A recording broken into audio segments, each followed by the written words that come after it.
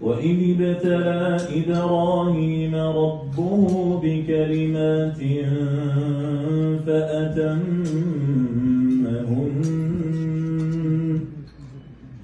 قال إني جاعلك للناس إماما قال ومن ذريتي قال لا ينال عهد الظالمين وإذ جعلنا البيت مثابة للناس وأمنا واتخذوا من مقام إبراهيم مصلى وعهدنا إلى إبراهيم وإسماعيل أن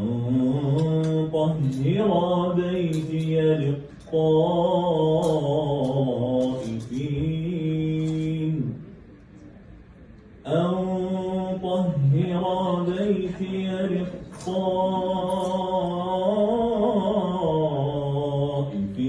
والعاكفين والركع السجود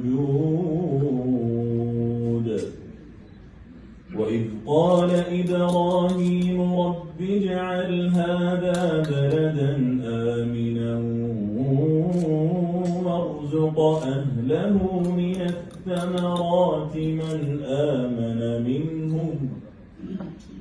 وارزق أهله من الثمرات من آمن منهم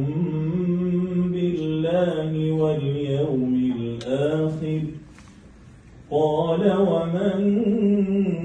كفر فأمتعه قليلا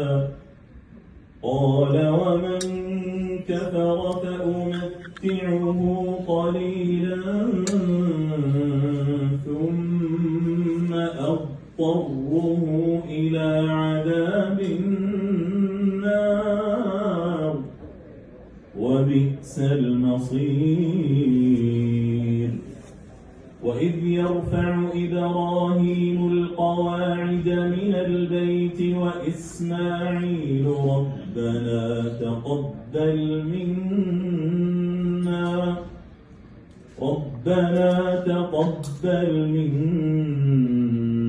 إنك أنت السميع العليم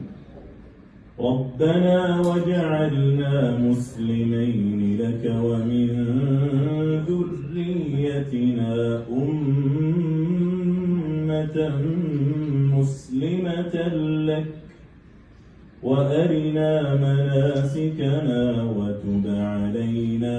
إنك أنت التواب الرحيم